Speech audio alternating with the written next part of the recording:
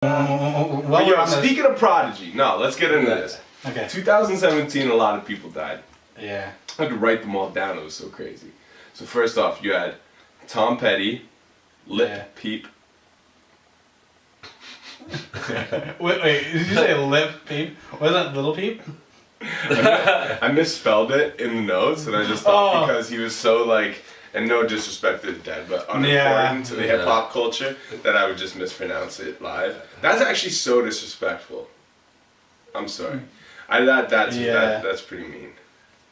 Sometimes we gotta watch ourselves. Like we get pretty wild sometimes. But for real, yeah. And what I will say on a serious note about Peep is, because I was never a fan of his music, but that doesn't give me a right to disrespect him. But what I will say about Peep is that I've seen a lot of people championing him after he died that I never heard speak a word about him when he was alive. And when you said Prodigy, I didn't hear about him until this. I had heard about him, but I heard about him. Like, I'm not gonna lie either. Like, I'm not gonna sugarcoat it because he passed away. But I heard about him on some joke shit. Like, I had a couple homies pass me his joints and be like, "Yo, check this shit. It's so whack. Like, you'll laugh. Like, you know what I mean?" So I don't know. But people liked him. So no disrespect to Lil Peep. Yeah. This is a tragedy. He was a young dude. You know. So that. You had Peep. You had Prodigy, which actually that's almost a Prodigy effect too. Because when Prodigy passed, you had all the, you know, the BT Awards threw together the little half-ass tribute to him and stuff, and it's almost the same effect. It's like Master P went off on him, and he was saying, like, you know, basically what Nori's always saying on Drink Champs, like, give us the flowers while we're alive, don't give it to us when we're dead, right? And that's almost, I've seen that same effect when Peep died. I've seen a lot of people giving him props when, like, I didn't see anybody giving him props. It happens with everybody, though. Yeah, but it's like... It's just so fake, man. Like, that shit there was fake. Because it's like, I don't know. It's just, with him, it was really fake. I've seen a lot of fake shit. Yeah, and then it was, like, everywhere. Like, when he died, it was everywhere on social media. Before that, he was nowhere. Like, but it brought up an important discussion, too. Because it did bring up the discussion of... mental health. Mental health and drug abuse, man. Drug abuse, Like they were saying on Everyday Struggle how like his Instagram was kind of like a commercial for drugs, like, and it was kind of like, and he was kind of like hinting that like he had problems, like on his Instagram, like. That's why I think like, and like even people make jokes and stuff like that when they have problems. It's like sometimes you gotta catch that, and be like. And check your homie and be like, what's up? Like, because he had people around him. Like, he was popular, so he had people around him. So someone should have been looking out for him. I think like more people just need to say like, yo, like how are you doing? Like, you know, like not just like, hey, what's up? Like, hey, how are you doing? Because like I remember like one of my best friends, Dave Escobar. We were out for sushi a little while ago, and like he was just like, hey, like how are you doing? Like, how was the family? And then like after like 3 questions, I was like, it kind of felt like I was like, wow, when was the last time somebody said this to me? Yeah. You know? And I was like, I appreciated it, you know? Like, I was like, wow. Like, you know what? I got a few homies like that too, man. Ace is one dude who always asks you how the families do. Like, I'm horrible for that shit. Yeah. But the thing is, I don't really know people's families. Like, if anything, Ian, C-Rack, we don't refer first. Here. We don't. C-Rack. Yeah.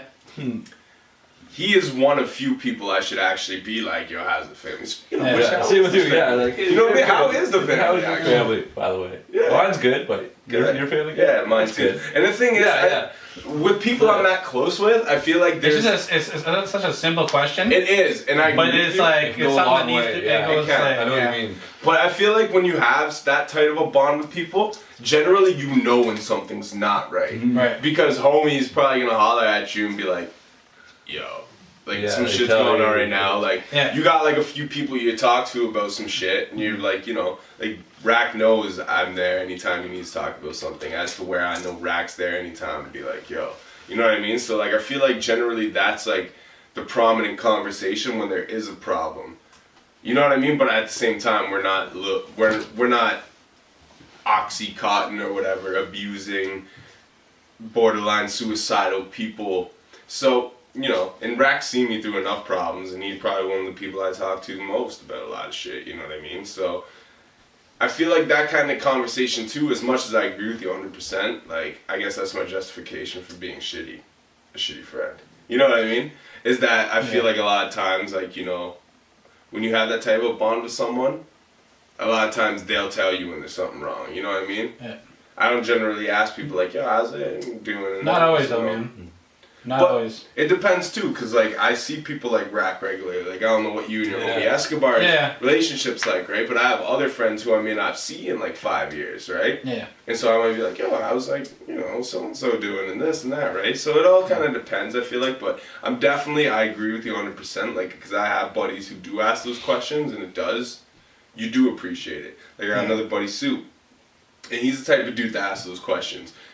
But I'm never really the one to return those questions, you know what I mean? Yeah. And it makes you feel kind of like guilty at the end of the day, because you're right, that is an important aspect. But I feel like at the end of the day, if I seen Soup and he was like, you know, I was like, yo, how's it going? I feel like if someone was not doing well, he'd be like, shit, like, he'd tell me, and I'd be like, damn, you know what I mean? So I was fine, like, I don't say it enough, because, like, I see other families and how close they are, but my family is like kind of like nobody really talks about their issues in my whole family. Yeah. And it's I come from a family like that too. And it's like we don't ever talk about it. So then like it's usually the friends that do say that, they come from like tight families. Yeah. Mm-hmm. I agree with you. I have a tight at-home family, but as far as the outer bound family goes, it's not very tight, and that's exactly what it is. Growing up, I learned a lot about the inner turmoil. Like in my teenage years, through hanging out with different aunts and different uncles. Like I almost consider some people relatives, not family. Yeah, I agree 100%. 100%. And some people that aren't relatives that are family. Yeah, 100%. I could not agree with you more. And that's exactly what it is. And because there's like inner turmoil shit from your own family you don't realize. So you're like a teenager and you're old enough to realize. Yeah, exactly. You're like, holy shit. This happened and this happened. It makes you look at other people differently that you didn't look at in a certain way, but once you learn the history, you're like, shit. Like, and I'm not gonna say any personal shit further than that on air. Yeah. For respect of people in my family, but like, there's definitely direct examples I could use that are like, you'd both agree. You'd be like, yeah, I wouldn't look at motherfucker the same either. Yeah. But, and like other people we lost Q. Well, we lost Q. Right now we're talking about 2017, but you know what? With sometimes that's what makes the podcast is the side topics you get lost in. Oh yeah, for sure. So either way, what we were talking about, no disrespect to Lil Peep for calling me Lit Peep. That was a big thing, even though I felt like he wasn't that, like he was probably like the least notable musician to die out of this whole list I'm about to name. Yeah. But it almost had one of the biggest impacts. At least in our generation, which is kind of weird. Yeah. But aside from Peep, you had Prodigy, who you spoke on, which is what brought it up. Rest in peace, Prodigy. Legacy in hip-hop, undeniable. Then you had Hugh Hefner. Yeah. Legendary. He's a legend, man. He is a legend. Yeah. Do you guys know how old he was when he died? I'm not actually sure. Like late 80s or into his 90s? Yeah.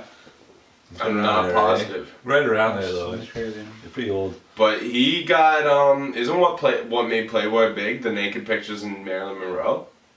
I think so. Yeah. I think you could be right. Yeah. That was like. Yeah. Like Hef been pimping on him. You know what I'm saying? Yeah. He was 91. 91? Okay, I knew it was around there. Look, shout out to Alicia. She's behind the scenes right now, so she can do our Googles for us. Yeah, that's good to have. That's dope. That's dope. Salute. Yeah, but like even nowadays with like race being such a huge thing, like he didn't have a problem having like different ethnicities on covers. That's one thing he was actually really well known for. So Hugh Hefner, And another thing I respect about him too is like he'd have women posing naked and stuff, but he was never like he was never like hustler. He was never like he didn't have. They still looked classy. Yeah, I was gonna say it was classy. Like it would be nudity, but it was classy nudity. As to where like hustler and shit, you got like spread eagles and shit, and you're like, oh, that's what the inside of the pussy looks like and shit. Like, you know, that gives you the whole nother like level to where you start to desensitize yourself to what like the internet became, like the ruthlessness you find on the internet. Like we make these bukkake jokes and shit. Like that wouldn't exist without what was fucking dude's name from Hustler? Larry Flint. Larry Flint. Yeah. Larry Flint. Without Larry Flint, you wouldn't have that desensitization. I don't feel like, at least not to the degree, because like pornography prior to that was classier. Yeah. You know what I mean? So people can hate on Hugh Hefner. You know, because I've seen a lot of people saying some like, you know, it was like a love-hate thing. It was a love-hate thing. It was definitely. But I feel like he did what he did in a respectful way, and as much as I actually personally like, and no disrespect, I know a lot of gay people, and I have nothing but love for them, and any decision you make is your own. Like I love y'all. Like, you know what I mean? Like I'm. Especially now, like in the last few months, I've become closer with a couple gay people than like I've ever been, and they're great. Like your relationships are great, like great people, like you know what I mean, 30-year plus relationships and stuff. And like if that's what makes you happy, that's what makes you happy. But at the end of the day, I still have my personal view on it, and I feel like homosexuality and stuff, I don't feel like is exactly natural, and it's not to a disrespectful degree, but it's to the degree of Mother Nature. Like at the end of the day, you know, dolphins will have same sex. You know what I mean? Yeah. The most intelligent creatures on our planet with the highest IQs have sex with the same sex. But other species, if you look on the IQ chain, do not. And the thing is, you want to speak? We died? So turn it off and turn it back on. No, I mean like the camera's dying. Oh yeah. Yeah. Oh, like the battery, like the red, yeah. Take 2 breaths. Rest in peace, Hugh Hef. 2 breaths or 2 breaths? I'll take them both. All right, yeah. That applies. That applies. Like they both apply. So rest in peace, Hefner. You know what I'm saying? Chris Cornell, Malcolm Young, AC/DC. I'm not gonna lie, I hate AC/DC. The music's whack. It's all 4 chords. It's all the same shit. I wasn't really on it. I'm not big on AC/DC. I mean, they're not whack. A lot of people like them. They made like music that people like, so they're not whack. But I've just never been an AC/DC fan. So, but either way, tragedy. Rest in peace, Malcolm. Big Bang Hank, Sugar Hill Gang, because it's the hip hop, the hip to the hip hop. You don't stop. But the first rap single to ever come out was a bite. They were biters. Yeah. You know, biting's been existing in hip hop since day one. Yeah. But maybe with Big Bang Hank gone, that'll be rest in peace to the biter in hip hop. Hopefully, but probably not. Yeah. No. Rest in peace, Big Bang. That. I'm not the person to talk about that. I'm sorry. No. Gord Downey, that was a tragedy. Definitely. Like legendary. Like, tragically hip, man. I seen them on New Year's when I was like 19 down. No, down you seen them live. Yeah. Alicia seen them live too. Oh man. Twice. It was awesome. No, just once. Just once. The tour okay. Prior to like his last one I saw, Unreal Live. Insane, man. I wish I could have seen them. Yeah, they did a free show at Yonge and Dundas Square in the time I was living in Toronto, but I didn't find out till the night of. This was a free show. Free show, and I didn't go to it. And I regret it now. Yeah, like there. And this was I was 19, so I'm like 32 now. So like that was. That was probably fire. It was fire. They did like Cordelia. Like fucking like, long time running. Did fucking like Little Bones. I'm just mad because I was so fucked up that night. Like. Man, like I was like the best I was like so fucked up. Like I barely. I remember them being there, but like I was just like. I'm like, man.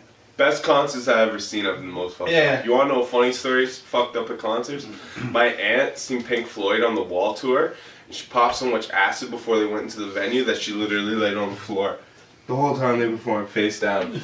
Was on the floor face down. The whole time Pink Floyd performed. She doesn't remember a moment of that show. and she went to a show that like people would die to go to, the Wall tour. Mm-hmm. But that's what it is, man. When you're a fan of music, especially like that, and you're in that certain period of time of that age bracket or whatever, you get turned. You know what I mean? Yeah. You know what? I used to hate the term turn, but I respect the term turn now. You know what I mean? 2017 turn's been around a lot longer than 2017, but I feel like 2017 is the year of accepting turn. Was turn really around this year though? Like, no, because it's common language now. Is the year of accepting it. Oh, okay, Prior to 2017, people would be like... 2016, turn was still... but like you had people that were like, yo, I hate when people say turn. Or like, you know what I mean? Like now this year, 2017 I feel like is more like lit. Like people hate on lit and like... I hate when people hate on the slangs. I love new slangs. I love slang.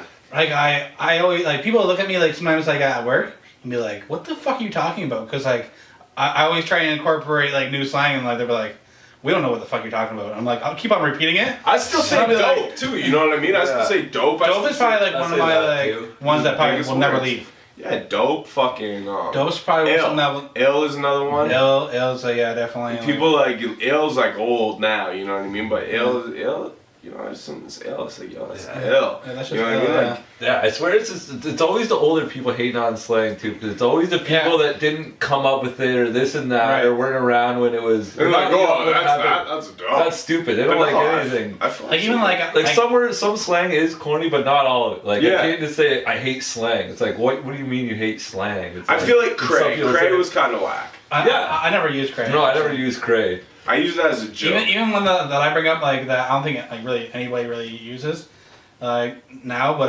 I was watching a video with like a Raekwon, and he's like rolling up a blunt before he like does his writing session. He's like, I'm just gonna roll up a biscuit right quick, and like I refer to like joints and shit. Like I'm like, oh, I'm just gonna roll up a biscuit, and fucking, but like that never became a big slang, but like. Just because I seen it in the one video and just how he said it and like it just seemed so cool. I was like, it stuck with me and I was like, I'm like, I don't use it all the time, but every once in a while I'll be like, I'm gonna go roll up a biscuit. Like, and that's what slang is. And that's how people get caught on it, and that's its relevancy. You know what I mean? Yeah. So it's ill like that. You know what I mean? I've always been a fan of kind of coining terms that a lot of people didn't use, like moss. Moss is like, that's like common again now, right? Yeah. But there was a time when like, you told someone like, yo, I'm mossing, they're like, what the fuck did you just say? It's like, yo, I'm mossing. Like, what? Like, yo, I'm chilling. Like, you know what I mean? Like, but mossing, like that became like, one of my words. I was just like, yo, mossing is dope. Because me, it's like you gotta invent slang almost sometimes. Because using the same word over and over and over again, it's gonna get stale. You need something else, right? Like I'll even try and think of some things too. Like I'll try and come up with something like just fresh off the head. Yeah. Or some people shorten a certain word or this. Or even that, try to be slang. I'll just say something in conversation, and like I'll blow my own mind. I'll be like, I'm like, oh shit! Like, did I just say that? Like, and like it'll be like something that like. I'll just be having a regular conversation and all of a sudden I'll just say something and then it hits back. I'm like, that's a gem. You know? Yeah, man. Yeah. But that being said, Gord Downey, rest in peace. Yeah. Chester Bennington, Linkin Park. That's another thing. Yo, Jay-Z ended the night with at 444 tour with Encore, but the Linkin Park version. Wow. That's what he went out on. And I was like, that's pretty big. And he did like the rest in peace Chester Bennington before, and I was like, that's dope. Yeah, that's big. That's fire, It was fire. It was definitely fire. And he walked off into the crowd like he was Muhammad Ali with security around him, like, Hov! Put your dime in Hov, you know what I mean? Hov's dope. People who sleep on Hov been sleeping on themselves, because Hov been killing it. Yeah. But, aside from Chester, you got Charles Bradley. Did you know Charles Bradley passed away? Yeah, I did hear about that. Crazy! Yeah. I'm waiting on the world to change! Because I just seen him. No, sorry, that's a fucking Jack Johnson version. The world is going up in flames! But it's like the same tune. Yeah. But, yo. So, I got to see him last year in Hamilton for free. No! Yeah, did a free show there. Wow. So, yeah, that kind of worked out good there. Damn! I don't know how to see Charles Bradley. Did you know he worked for like 30 years before he ever signed a record deal. That's why he signed a deal so late, like in the 90s or like the 2000s, at like 50 plus years old or 40 plus, because he worked his whole life as a James Brown impersonator. Really? He would go and do James Brown, like a cover band. He was like a James Brown cover guy for like years, and then he just, I guess, finally decided to make my own music. Really? That's dope. And that's why he has such a small body of work, and was I like. would love to see that footage if there is any of it. Yeah, man. Yeah. I learned that when I researched him a bit, and I'm like, that is so cool. But so rest in peace, Charles Bradley. Yeah, for people who don't know Charles Bradley, oh my God, he has the album. What is it? No Time for Dreaming, or that's the one song I sampled off it. I'm pretty sure that was the title track of the album.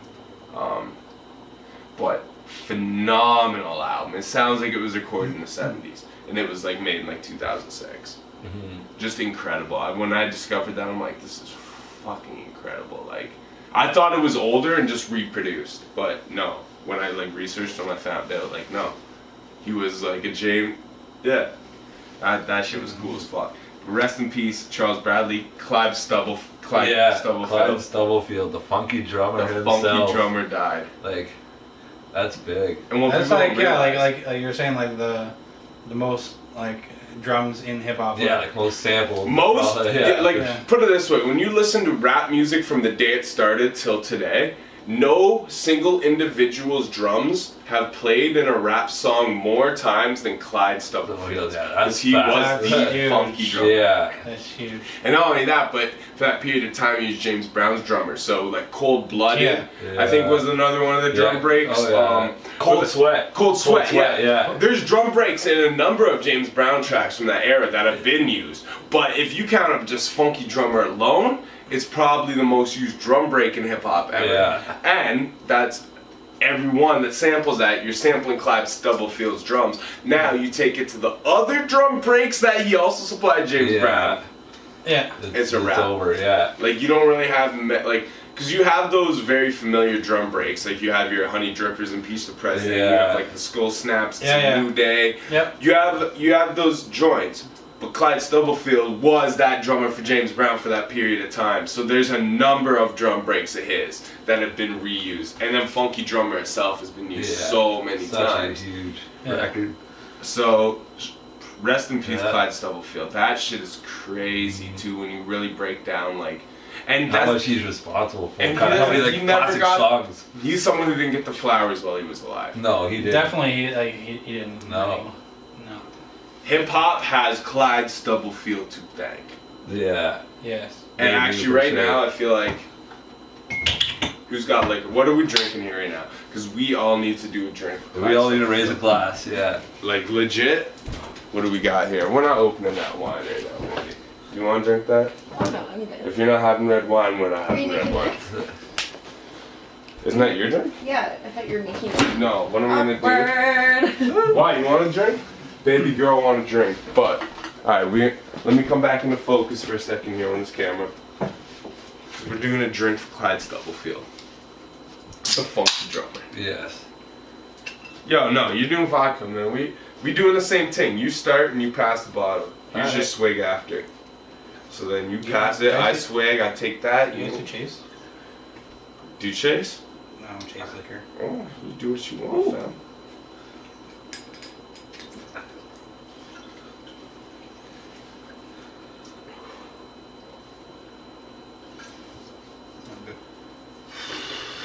Get him. Rest in peace, Clyde Stubblefield. Yeah. And the last person, Fats Domino, died. That's your last person? Yeah. Oh, I'm adding. Who? Keep going. Who else died? Roy Halladay. Who's that? Baseball. Plane crash. Yeah, we're talking. Huge. Just music. Tom Petty.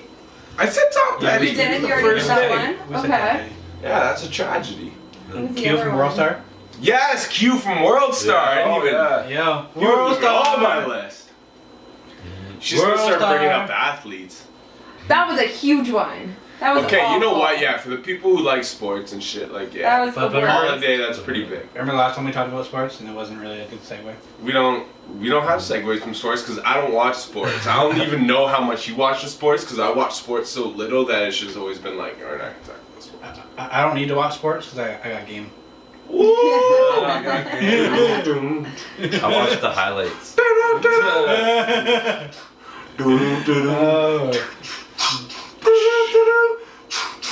If man.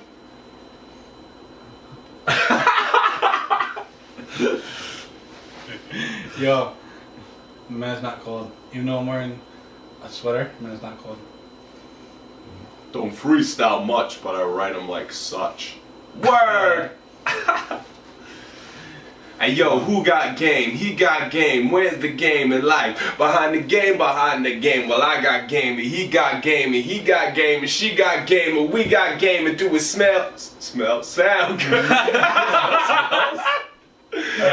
Fuck the game if it ain't saying nothing. You know what's dope about the game? No, Rap beef.